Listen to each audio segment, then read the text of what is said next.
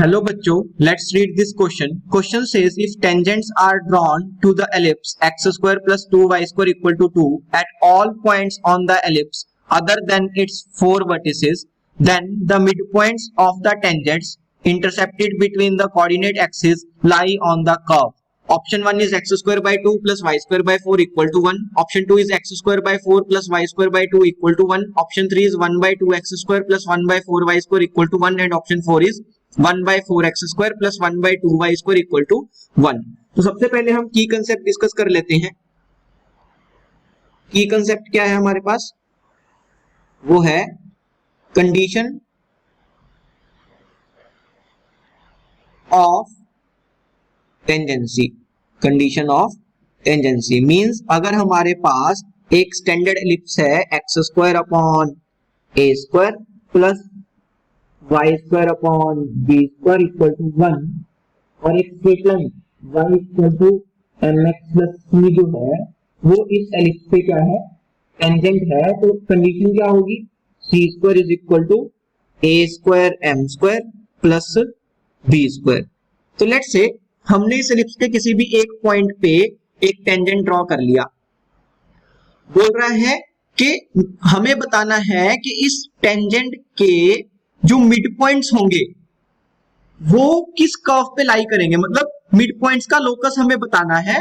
और mid point किसके लेंगे हम? Mid point of the tangents intercepted with in the coordinate axis. तो कोऑर्डिनेट एक्सिस पे एक पॉइंट ये हो गया और एक पॉइंट ये हो गया. तो लेट्स से इस पॉइंट को मैंने P मान लिया क्योंकि ये y एक्सिस पे लाई कर रहा है. तो P के कोऑर्डिनेट्स में क्या एज्यूम कर सकता हूं? 0, अल्फा एज्यूम कर सकता हूं. और इस पॉइंट को अगर मैंने Q एज्यूम कर लिया तो Q जो है x एक्सिस पे लाई कर रहा है. तो इसके कोऑर्डिनेट्स में क्या एज्यूम कर सकता हूं? बीटा, 0. तो ये हमारी क्या है? x एक्सिस है. ओके. अब हमें मिड पॉइंट का लोकस बताना है. तो late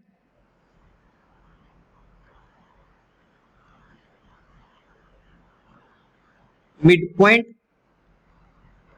of tangent is r और उसके कोऑर्डिनेट्स मैंने एज्यूम कर लिए h, k.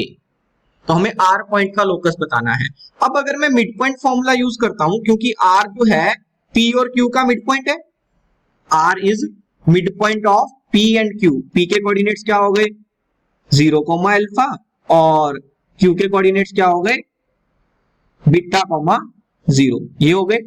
अब मिड पॉइंट फॉर्मूला से मैं क्या बोल सकता हूं कि r के कोऑर्डिनेट जो है मिड पॉइंट फॉर्मूला से क्या बोल सकते हैं? h will be 0 plus beta by 2 and k will be alpha plus 0 by 2. तो यहां से बीटा जो है वो 2h आ जाएगा और अल्फा जो है वो 2k आ जाएगा. ये आ गया. अब अगर मैं इक्वेशन लिखना चाहता हूं PQ की तो उसके लिए मेरे को सबसे पहले स्लोप निकालनी पड़ेगी. Slope of PQ will be y2 minus y1 upon x2 minus x1. तो 0 माइनस अल्फा. अगर मेरे पास दो पॉइंट्स दिए हुए x1 y1 and x2 y2 तो उस लाइन की स्लोप, लाइन ज्वाइनिंग देम जो होगी उसकी स्लोप क्या होगी? y2 minus y1 upon x2 minus x1. तो इस केस में क्या हो जाएगा? 0 minus alpha upon beta minus 0 which is equal to minus alpha by beta. Minus alpha by beta. और स्लोप ऑफ PQ तो हमें मिली गई. कितनी आ गई? Minus alpha by beta. और PQ पे हमें पता है कि कोई भी पॉइंट ले लो, चाहे P ले लो चाहे Q ले लो. लेट्स से मैंने P ले लिया. P के कोऑर्डिनेट्स क्या हैं? 0, अल्फा. अब मेरे को P पॉइंट भी पता है और PQ की स्लोप भी पता है. तो मैं इक्वेशन ऑफ PQ लिख सकता हूं.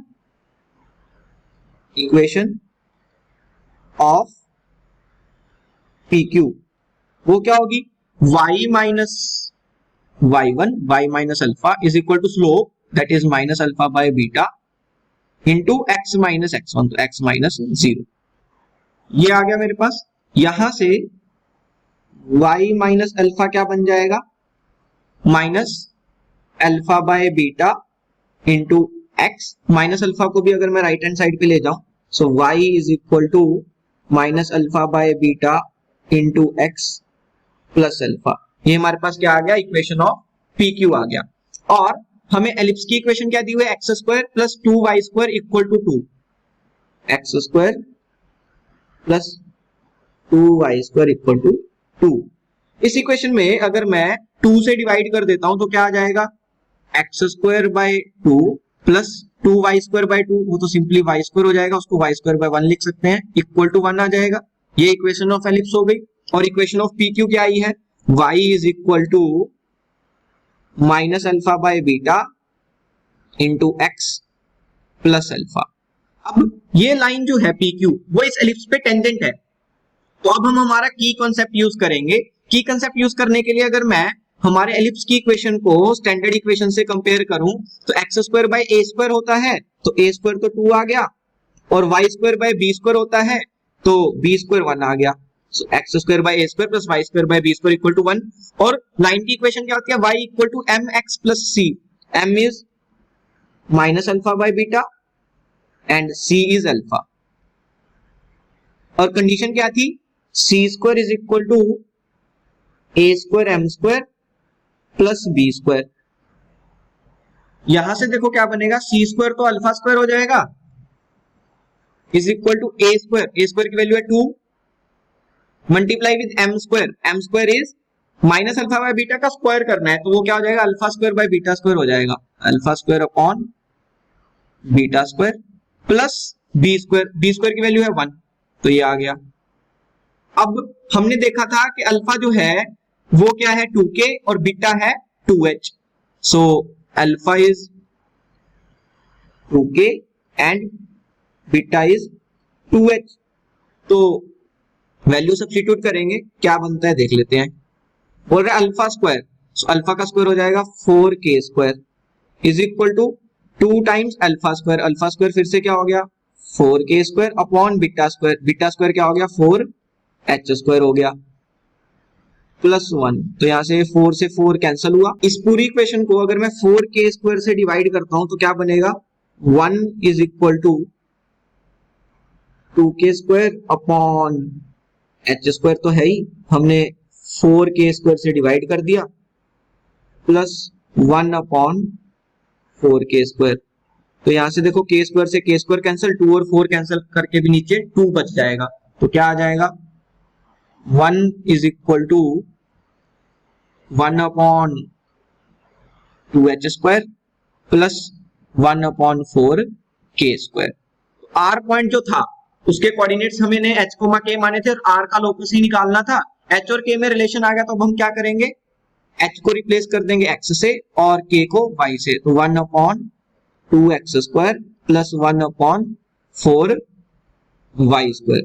तो ये उस कर्व की इक्वेशन होगी जिस कर्व पे जो हमारा r पॉइंट है दैट इज h, k जो कि टेंजेंट्स के मिड पॉइंट है वो लाई करेंगे। तो 1 is equal to 1/2x square plus 1/4y square. तो कौन सी ऑप्शन मैच कर रही है, 1/2x square plus 1/4y square की वैल्यू 1 होनी चाहिए, ऑप्शन 3 मैच कर रही है। So option 3 is our final answer.